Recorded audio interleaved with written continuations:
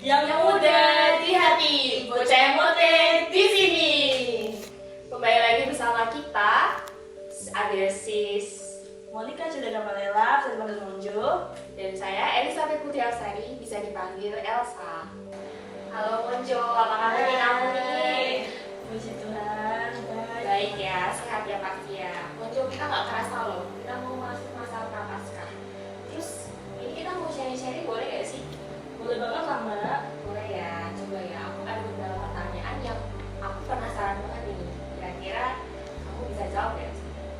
Yang pertama ya, kamu tahu nggak sih sebenarnya apa sih arti prapaskah itu? Kalau harfiahnya kan prapaskah itu masa persiapan ya, persiapan untuk menanti Tuhan. Tapi kalau buat aku prapaskah itu masa taubat Mbak. Jadi kita menanti Tuhan dengan membersihkan diri kembali kepada diri sendiri. Kalau Mbak sendiri gimana? Kalau aku sih ya, arti prapaskah itu adalah penyucian diri, kita kembali menjadi debu, masuk ke dalam masa pertobatan. Nah, Mojo, kan nanti kita akan puasa 40 hari ya. Kira-kira kamu bakal sanggup gak sih? Atau nanti yang bakal capek banget, harus puasa nih 40 hari. Ya dalam nama Tuhan Yesus ya Mbak, Nah, harus disanggupkan. Tapi kalau dibilang lelah sih harusnya bukan menjadi hal yang melelahkan ya puasa itu, karena kalau semisal kita berpuasa untuk Tuhan bukan untuk dunia, harusnya tidak menjadi hal yang melelahkan sih Mbak. jadi kita bisa tambah pahala, kita happy, dan juga tetap melayani Tuhan ya. Betul. Nah, Monjo, 40 hari itu kan waktu yang lama ya. Terus kita itu harus, kalau misalkan full nih berpuasa atau berpantang. Misalkan nih Monjo pas tengah-tengah kok mager banget ya, males banget nih mau puasa, terus gimana dong itu? Apakah Monjo tuh akan ya udah nggak apa-apa lah ya, cheating sebentar sehari 2 hari nggak puasa? Waduh. Gimana nih? Kalau aku sih Mbak, puasa kan memang untuk Tuhan, tapi kalau dalam keadaan yang kondisional kayak sakit atau gimana, itu kan juga nggak bisa dipaksakan ya. Jatuhnya kita kayak terlalu memaksakan sesuatu yang untuk validasi malahnya. Jadi misalkan sakit tetap puasa tuh harusnya nggak usah ya. Pantang sih, tapi kalau puasa full kemungkinan nggak usah ya, karena kan ya kita nggak kuat badannya, kenapa harus dipaksakan. Tuhan juga kayak nggak suka itu deh, sesuatu yang terlalu dipaksakan. Jadi kalau gagal di tengah jalan, itu kembali lagi ke dalam diri sendiri sih Mbak. Kan yang tahu perjalanan puasa kita sama Tuhan. Jadi kalau gagal menurutku bukan sebuah kegagalan, tapi kalau semisal cheating gitu-gitu, balik lagi ke diri sendiri, kamu tujuan puasanya untuk apa? Jadi kayak lebih ke komitmen kamu gimana sih puasa ini. Oke. Mbak Elsa, sekarang kan lagi apa ya, ramai banget kita pakai media sosial dan lain-lain, terus jadi hal-hal kayak puasa terus berpantang itu kan sesuatu yang tidak kayak jadi ya, kayak jadi hal yang harus orang tahu banyak gitu loh Mbak. Kalau menurut Mbak Elsa, kapan sih Mbak Elsa itu menyadari kalau prapaskah itu bukan sesuatu yang harus dilombakan gitu loh? Kalau kita berpantang, kita berpuasa, tujuannya kan untuk Tuhan ya. Jadi walaupun kita nggak update, teman-teman kita puasa nih, kita berpantang nih, jadi kayaknya nggak terlalu berpengaruh ya. Dan paling kan itu hanya untuk mencari validasi orang-orang aja. Dan tentunya aku pribadi sih nggak akan update ya, kayak "Ih, berpuasa loh, aku udah segini loh." Jadi sebaiknya sih nggak terlalu diupdate ya, karena Tuhan yang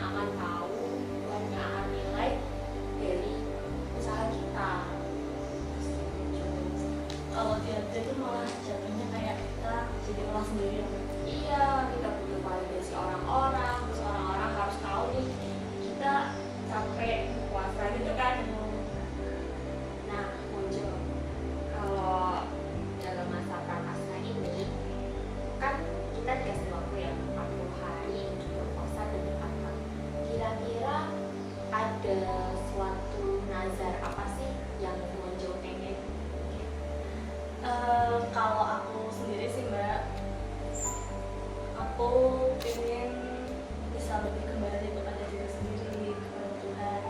Karena kan selama ini aku rasanya kalau aku itu terlalu mengejar dunia banget lah. Jadi jadi prapaskah ini aku pengen banget bisa lebih mendengarkan diri sendiri, lebih mendengarkan Tuhan. Karena aku percaya ketika kita bisa mendengarkan diri sendiri, kita juga bisa mendengar suara Tuhan lebih jelas gitu sih Mbak. Jadi kira-kira Tuhan bakal ngasih suaranya lewat apa nih? Kalau Monjo pernah nggak sih?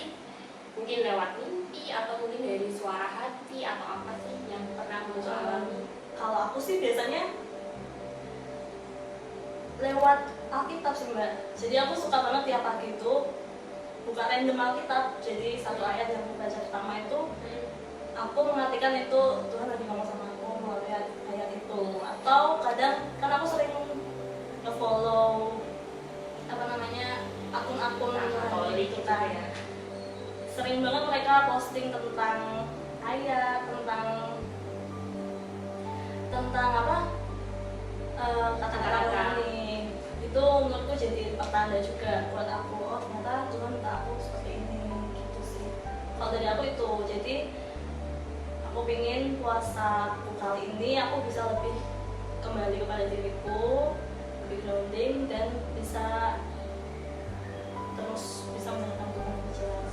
Aduh, mantap banget sih Monjo. Berarti habis ini bakal lebih jelas lagi dong dengan suara Tuhan. Amin Atau ya. berkatnya makin jelas Amin. ya sih. Mbak Elsa, sebelum masuk masa prapaskah ini kan kita sering mengalami kegagalan, terus juga mungkin pada saat masa prapaskahnya sendiri kita akan mengalami kegagalan juga di tengah jalan. Apakah dengan ada perasaan ingin memulai kembali itu tuh merupakan tanda kelemahan dari diri kita? Tentunya enggak ya, karena kita berpuasa itu kan tidak ada yang dipaksakan juga ya. Tadi berpuasa atau mungkin sahurnya hanya berpantang, itu tidak ada yang terlalu diharuskan. Kalau memang ada kondisi tertentu yang tidak bisa dilakukan, misalkan dalam keadaan sakit atau mungkin dalam keadaan hal-hal lain yang membuat orang tersebut tidak bisa berpuasa ataupun berpantang. Jadi kayaknya misalkan dia mau memulai lagi pun nggak masalah ya. Yang penting kan sikap hati kita sama Tuhan. Nah, Mbak, tadi kan ngomongin tentang kebenaran nih. Nah, kalau dari menurut Mbak Elsa sendiri, apa bedanya puasa demi pencitraan sama puasa untuk pertobatan? Oke, kalau puasa demi pencitraan itu kadang-kala kita butuh validasi ya. Ya kayak tadi kita bahas, kita tiba-tiba update nih supaya orang keluarga Instagram tahu supaya kita tuh berpuasa. Kita pengen orang-orang itu memvalidasi kita. Tapi kalau kita bertobatan, jadi kita tuh memang menyimpannya dalam hati ya. Kayak jadi kita nggak perlu tuh yang namanya update-update, cukup kita dan Tuhan aja yang tahu kalau kita hari ini berpuasa.